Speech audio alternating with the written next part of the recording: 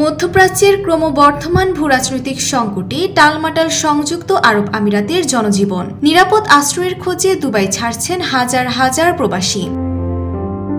এই তড়িঘড়ি প্রস্থানের ভিড়ে সবচেয়ে করুণ পরিস্থিতির শিকার হচ্ছে অবলা পোষা প্রাণীরা। বিমান টিকিটের সংকট আর উচ্চ স্থানান্তর ব্যয়ের অজুহাতে প্রিয় পোষা প্রাণীকে রাজপথে বা মরুভূমিতে ফেলে যাচ্ছেন মালিকরা।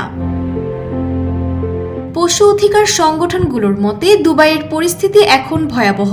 K9 ফ্রেন্ডস দুবাই এবং দ্য বার্কিং লটের মতো আশ্রয় কেন্দ্রগুলো জানিয়েছে তাদের ধারণ ক্ষমতা অনেক আগেই ছাড়িয়ে গেছে। স্বেচ্ছাসেবীরা সামাজিক যোগাযোগ মাধ্যমে খুঁটির সাথে বাঁধা কুকুর কিংবা দরজায় ফেলে যাওয়া বিড়ালের ঝুড়ি পাওয়ার হৃদয় বিদারক অভিজ্ঞতার কথা জানাচ্ছেন। এমনকি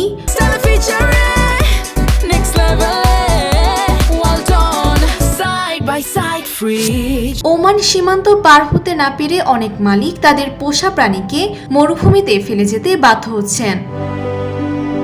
এছাড়াও আশঙ্কাজনকভাবে বেড়েছে ইউথেনেশিয়া বা ব্যথামুক্তভাবে মেরে ফেলার অনুরোধ। পশু উদ্ধারকারী সংস্থা ওয়ারপোজ এর প্রধান লুইস হেস্টি এই অমানবিক প্রবণতাকে অকল্পনীয় বলে উল্লেখ করেছেন।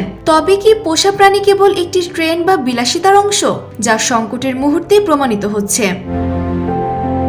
এই সংকটের মাঝে কিছুটা আশার আলো দেখাচ্ছে দুবাই মিউনিসিপ্যালিটির এহসান স্টেশন। কৃত্রিম বুদ্ধিমত্তা চালিত স্মার্ট যন্ত্রগুলো রাস্তায় ফেলে যাওয়া প্রাণীদের শনাক্ত করে স্বয়ংক্রিয়ভাবে খাবার সরবরাহ করবে। তবে প্রাণীপ্রেমীদের মতে প্রযুক্তির চেয়েও বড় প্রয়োজন মানবিকতা, কারণ একটি বিশ্বস্ত প্রাণীর কাছে তার মালিকের সান্নিধ্যই সব। Desk report, Bangladesh bulletin.